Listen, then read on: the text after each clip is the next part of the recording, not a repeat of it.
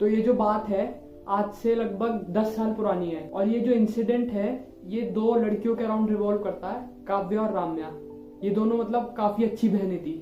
तो बात कुछ ऐसी है, इन दोनों बहनों की छुट्टियां पड़ गई थी गर्मी की, तो इस वजह से ये अपनी नानी के यहाँ गई थी जहाँ इनके और भी कजन्स आने वाले थे। तो जो काव्या की नानी का गांव था वो काफी कोलकाता के बैकवर्ड एरिया में था और जो काव्या ने अपने गांव का डिस्क्रिप्शन दिया है उससे पता लग रहा है कि काफी शेडी टाइप का गांव था।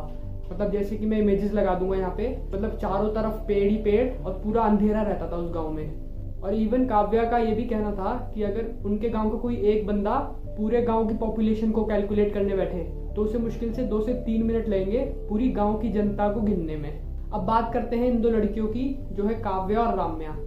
राम्या बड़ी बहन थी काव्या की और उनका एज डिफरेंस अराउंड 8 साल का था। और राम्या थोड़ी मतलब डेयरिंग टाइप की थी, वो इन सब चीजों में नहीं मानती थी, भूत पैरानॉर्मल एक्टिविटीज इन सब में। वहीं पे काव्या एकदम अपोजिट टाइप की थी, उसे इन सब चीजों से डर लगता था, तो वो ये सब सुन के काफी डर जाती थी। जैसी कोई इसके सामने सारी बात करता था हॉन्टेड की, हॉरर की, या फिर इवन कोई पिक्चर देखने की बात करता था। तो जिस दिन वो गाँव पहुंचे उस दिन उस गाँव में मेला लगा हुआ था। तो काव्या, राम्या और उनके साथ उनके 4 कजन उस मेले में घूमने चले गए। अब जो काव्या की नानी थी, मतलब काव्या और राम्या की नानी थी, उन्होंने राम्या को साफ साफ कह दिया था कि तुम जब आओ रास्ते से तो शॉर्टकट से नहीं आना, तुम लॉन्ग कट से आ जाना, पर वो जो शॉर्टकट है जो जंगल की तरफ से जाता है वहाँ से बिल्कुल मत आना। अब राम्या क्योंकि डेयरिंग टाइप की थी तो उसे जो काम मना करो वो काम पहले करती थी। अब उसने इस रास्ते के बारे में थोड़ा बहुत सुना हुआ था आसपास के गाँव के लोगों से कि वहाँ पे कभी कभी कुछ ऐसा ऑब्जेक्ट दिखाई देता है या फिर कोई परछाई दिखाई देती है। तो राम्या क्योंकि डेयरिंग टाइप की थी तो जब वो आ रही थी अपने 4 कजन्स के साथ और साथ में उसकी बहन काव्या उसके साथ थी, तो उसने प्लान बनाया कि बातें करते हुए आएंगे और शॉर्टकट वाले रास्ते से आएंगे जिससे कि किसी को डर भी न लगे। और इस ग्रुप में से राम्या को पता था कि वो जो शॉर्टकट वाला रास्ता है वहाँ पे कभी कभी कोई परछाई दिखाई देती है।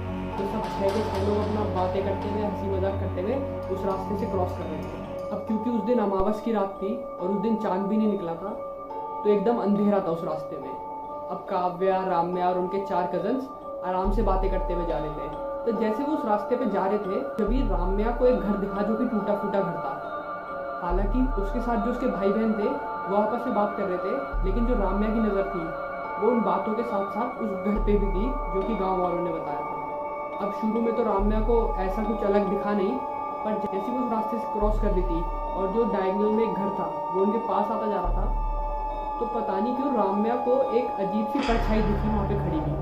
मतलब कि वो परछाई कुछ उसे कह नहीं रही थी, पर ऐसा लग रहा था कि उसकी बालकनी में कोई खड़ा हुआ है एकदम सीधा, जिसके बाल आगे की तरफ गिरे हुए हैं। अब राम्या क्योंकि शहर की लड़की थी तो उसे इन सब चीज़ों से थोड़ा फैसिनेशन था, हॉन्टेड, हॉरर और इन सब से। तो उसने क्या किया, उसने अपने कजन्स को ये सारी बातें ना बताकर सीधे चलती गई उनके साथ साथ, और उसकी जो आंखें थी वो इस तरफ थी, वो टेढ़ी देखती भी जा रही थी कि आखिरी ऑब्जेक्ट है क्या। हालांकि जैसे ही वो उस घर से फिर दूर जाने लगे धीरे धीरे धीरे धीरे, तो वो ऑब्जेक्ट धीरे धीरे धुंधला पड़ के गायब हो गया। अब रात को जब सारे बच्चे घर आए तो राम्या ने ये सारी बात उनमें से एक अपने कज़न को बताई जो कि उसी की एज का था, और दोनों ने फिर डिसाइड किया कि ये सारी बातें हम किसी को नहीं बताएंगे। और अगले दिन वो उसी जंगल में निकल गए दोपहर के टाइम, क्योंकि दोपहर का एक ऐसा टाइम था जब उन्हें पता था कि आसपास के सारे लोग वहाँ पे सो रहे होंगे उनके घर में।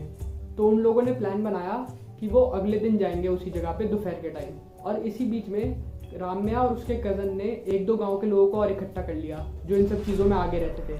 साथ ही में राम्या ने पूरी स्टडी कर ली थी रात को कि आखिर वहाँ पे जाके क्या करना है। वहाँ पे उसने पढ़ा कि अगर ऐसी जगहों पे जाते हैं तो ऐसी जगहों पे मीठा या नॉनवेज ये सब नहीं खाना होता। अब क्योंकि राम्या को जो चीज़ मना करो वो चीज़ वो पहले करती थी, तो राम्या ने क्या किया, मिठाई ले ली अपने साथ अगले दिन जाने के लिए।